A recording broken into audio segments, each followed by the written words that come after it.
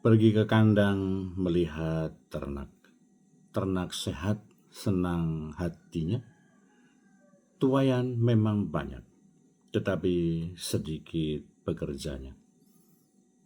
Saya Pastor Petrus Suharjono SC menghaturkan kepada Anda sekalian salam kasih hati kudus Yesus dan berkat Allah yang Maha Kuasa dalam nama Bapa dan Putra dan Roh Kudus. Amin. Pada kesempatan ini bersama-sama kita akan mendengarkan dan sekaligus merenungkan bacaan Injil dari Injil Matius bab 9 ayat 32 sampai 38.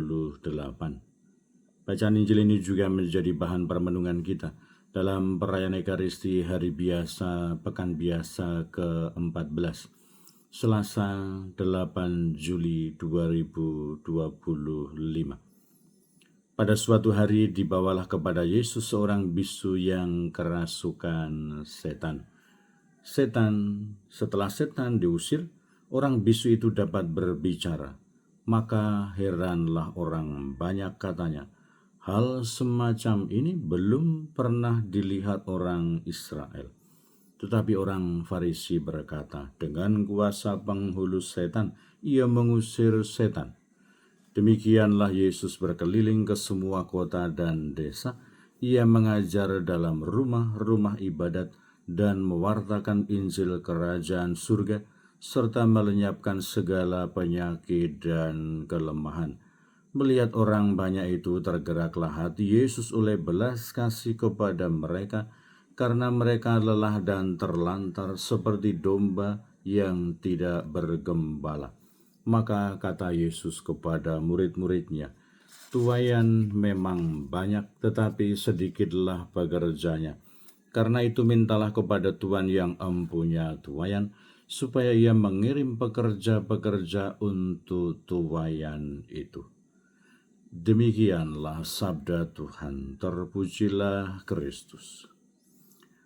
Saudara-saudari yang terkasih, selamat pagi. Bagaimana kabar Anda hari ini? Semoga selalu sehat, berbahagia, bergembira, bersukacita luar biasa, dan senantiasa merasakan kasih dan penyertaan Tuhan di hari yang baru ini. Semoga Anda sekalian, kita semua tetap setia dan tekun, saling mendukung dan mendoakan satu sama lain, supaya kita diteguhkan dalam iman, dikokohkan dalam harapan kita, dan dikobarkan dalam kasih kita kepada Allah dan kepada sesama. Kita berdoa untuk mereka yang sudah tua, yang lansia, yang sakit. Kita berdoa untuk mereka yang masih kecil, yang masih dalam masa pertumbuhan. Kita berdoa untuk mereka yang masih dalam bangku pendidikan. Kita berdoa untuk mereka yang sudah selesai sekolah, yang masih mencari pekerjaan dan juga teman hidup yang tepat. Kita juga berdoa untuk mereka yang selalu aktif ambil bagian dan berpartisipasi dalam kegiatan pelayanan pastoral untuk kemuliaan Tuhan dan juga keselamatan sesama. Kita juga berdoa untuk mereka yang sudah meninggal. Semoga berbahagia bersama dengan para kudus di surga. Dan kiranya nasihat yang disampaikan, yang diberikan oleh Yesus kepada kita semua melalui sabdanya dalam bacaan Injil yang kita dengar hari ini sangatlah inspiratif dan menjadi motivasi dan dorongan untuk kita semua. Bahwa dalam rangka mewartakan sabda Allah, mewartakan kebaikan, mewartakan keselamatan, hadirnya kerajaan Allah dengan berbagai mukjizat dan tanda-tanda. Tetapi juga ada orang-orang yang menyerang, yang tidak sepihak dengan Yesus, dengan mengatakan ia mengusir setan dengan kuasa penghulu setan atau kuasa Beelzebul. Sebuah tindakan, sebuah tuduhan yang bisa menjadi tantangan dan hambatan. Tetapi kiranya bahwa sikap-sikap dan hambatan yang demikian juga bisa saja terjadi di dalam kehidupan kita di masa kini. Ketika kita berbuat yang baik, ketika berbuat yang benar, ketika menghadirkan kerajaan Allah, ketika mewartakan keselamatan, mewartakan sabda Tuhan. Ada pihak-pihak, ada pribadi-pribadi, ada situasi-situasi yang seolah-olah tidak sepihak, tidak sejalan dengan Allah.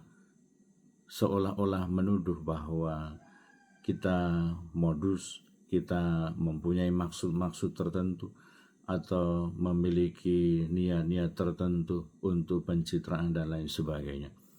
Tetapi semoga halangan, tantangan, kesulitan, bahkan mungkin tuduhan-tuduhan seperti itu tidak menyurutkan, tidak menggoyahkan iman kita, tekad kita, semangat kita untuk terus mewartakan sabda Tuhan, untuk terus mewartakan keselamatan, menghadirkan kerajaan Allah di dalam kehidupan kita.